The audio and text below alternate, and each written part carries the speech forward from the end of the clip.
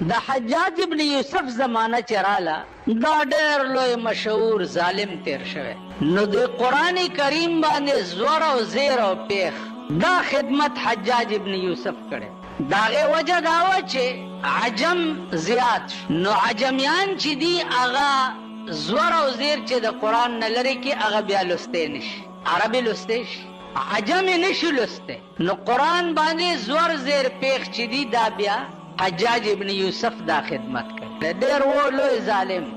لکونه خلک یې مړه کړي دي لکونه خلک په مدینه منوره چې فوج کشي وکړه دا ماشومان به چې د فوجیانو ونیو په دې دیوال ته به راپرېښو نو مازغه به په دیوال پورې لیو و د دې قماش ظالم خو زه خو رښتیا درته یم چې اوس هغه ظالمان مې هېر شو چې د پاکستان ظالمان مې ولید حجاج ابن یوسف مې هېر شو چې د پاکستان ظالمان مې ولید اوس تاسو وګورئ د پاکستان ظالمان پیسو دپاره ماشومان وجنی ماشومان لالی پیسو دپاره ماشومان تختی پیسو دپاره کم ظلم دی چې د پاکستان ظالم نه کوي او پیسو دپاره کم ظلم دی چې مسلمان ظالم نه کوي نن په ځمکې د پاسه ګرځه ځمکې د پاسه هندو وګوره سیک وګوره انګریز وګوره دې ټولو کې وګوره چې کوم ماده د رحم په دې خلکو کې ده د هغې عشر و عشیر ماده د رحم په مسلمان کې نشته عشر و عشیر انګریز وګوره چې موټر باندې سپی ووایي چرته نو موټر نه ورکوشي هغه سپی په غېږ کې اوچت کړي او موټر کې واچي او هسپتال ته یې بوځي انګریز نه په لندن کې پوښتنه وکړه چې جی پلاني ځای ته ځمه لار راته نه ده معلومه در سره به سور شي هغه ځای ته به دې ورسئ بیا به در نه دی واپس راځي دلته دې د ګډې زامنو نه ته تپوس وکړه چې پلانی ځای کوم ځای دی داسې مخکې لاړ شه تاسو داسې کوئ که نه بزرګانو بزرګانو بزرګ ته ګوره او پښتون ته ګوره کوم ظلم دی چې په دې ظالم قوم کې نشته دغه وجه ده چې الله درته ښې ورځې نه ښیي او په ښه ورځ پسې به مړندی دغه وجه ده چې الله درته د سکون ژوند نه نصیب کوي پاکستان ته به د سکون ژوند نه نصیب کیږي پریشان به یو ټول عمر به پریشان که حکومت پې راځي داسې حکومت به پې راځي چې نشترې به درته په سینو کې منډي داسې حکومت به را نشي چې تی نوم واورې وړه دې خوشحال شي الله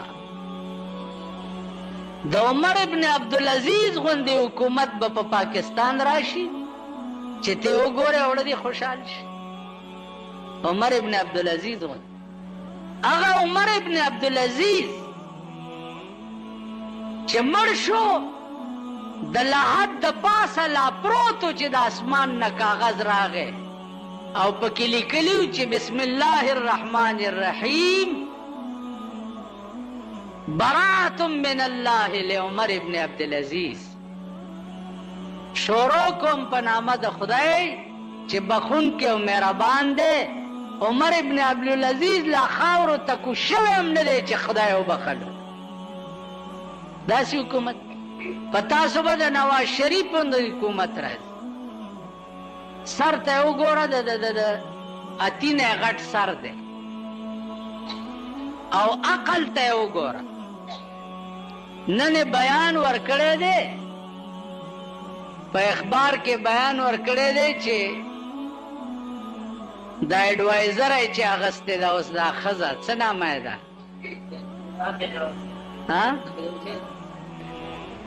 چې دا ښځه ده نو څنګه یې ښه نامه درځي نه خدای ورک کړه عابده حسین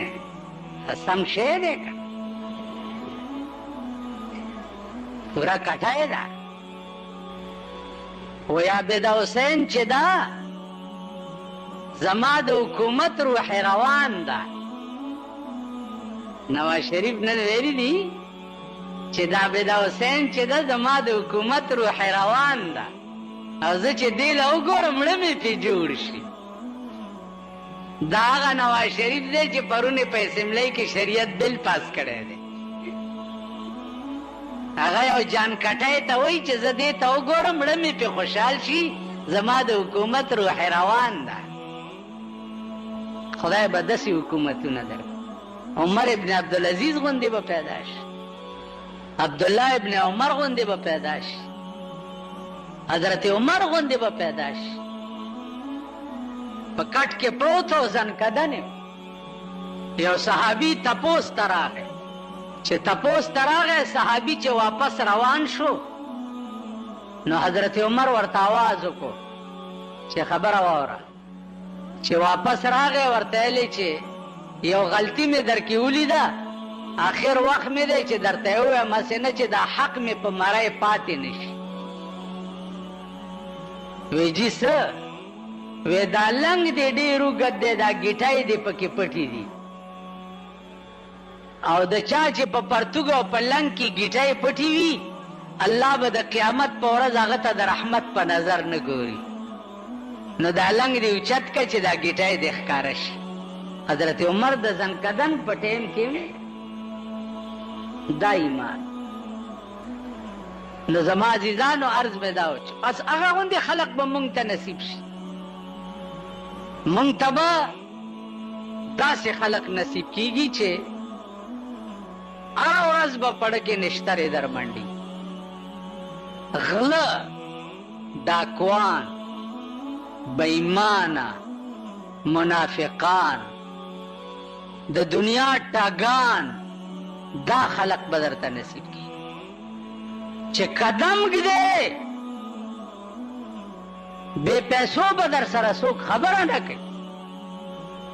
ژوندیز برګان مې ټاګان ولیده، ژوندیز برګان چې شکل ته وګورئ ته به وایئ چې خضر علیه السلام دی، او پکې به هغه لوی غل وي او هغه لوی ټاګ او منافق به چې خپو لاندې به دې ځمکه وت. یو بزرګ وایي که نه، وایي بقمار خانه رفتم، بقمار خانه رفتم، همه پاک باز دیدم، بقمار خانه رفتم، همه پاک باز دیدم، پیش صوفیا رسیدم، همه یافتم دغایی، پیش صوفیا رسیدم. بقمار خانه رفتم، همه پاک باز دیدم، وی جوارگر خانه تلارم، جوارگر پکې ناستو ټول مې پاک او نیکانو لیده. جوارگرو ته چې لاړم هر یو جوارگر ته چې ګورم بزرگ دی. بقمار خانه رفتم، همه پاک باز دیدم، پیش صوفیا رسیدم، همه یافتم دغایی، پیش صوفیا رسیدم. جوارگر خانه تلالم ټول می پاک ولید، چې صوفیانو تورلم ټول می ټاګان ولید. یو کني غلط نشي زمونږ په دې ګیرو میرو باندې، مونږ په دې منځونو غلط نشي، زمونږ په دې حج غلط نشي. پیش صوفیا رسیدم، همه یافتم دغای. هغه ورځ مې یو بزرګ لیدو ډېره مزېداره ګیرې وه او حج شریف لم تلی و. یو سړي راته خبره وکړه، ما ورته ویل حاجي صاحب دا ولې ویلیا رجی بس خدای دې رحم وکړي والله گزارم نه کیږي نه. نو دا شعر میں ورته وی ملبق مار خان رفتم ہم پاک باز دیدم پیش صوفیا رسیدم ہم یافتم دغائی پیش صوفیا رسیدم. جوارگر ہمیں پاک ہولی اور صوفیان میں دگان. دادا اور دو خبری ندی دا چشم دید چاڑ کے شکی رقم صوفی موفی راشی چه پا گوتا درتا ہوخے چه دا گیرا مگورا دا حجم مگورا دا منزون مگورا او دا کرتوت مگورا پستر گوی درتا ہو زاغا ملانے مچے داورے دو خبرے کو نا پستر گو لاسنی والے نامہ پا ممبر زکنارم چی غیبت کے رازی لاسنی والے بے درتا ہو داو کو نازیزانو عرض میں داو چے ما سرا وانو یو ما سرا دیر لوی نیک تسپے لاس کی او د 100 روپو لوټ لاندې اوس پس مکه پروت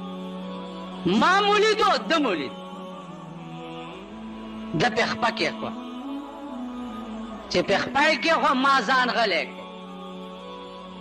چې غلې مې کو ما ته التزلک زدا د کېړای پیار مټی کوم زه ته مخ کې روان شم چې روان شم الوټ راواغستو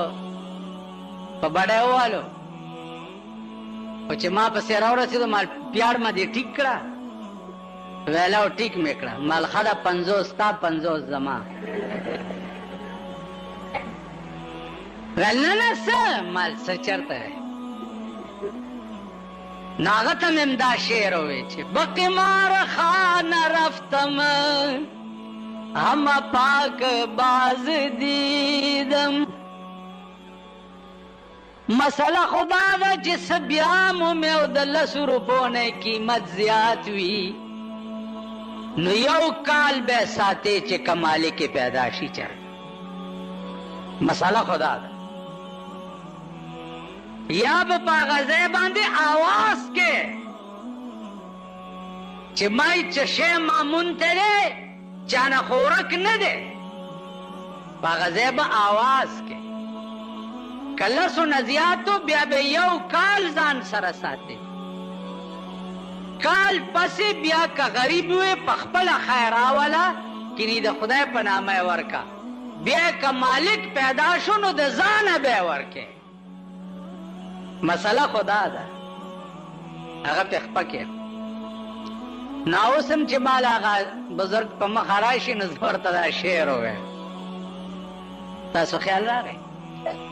اس منگ څنګه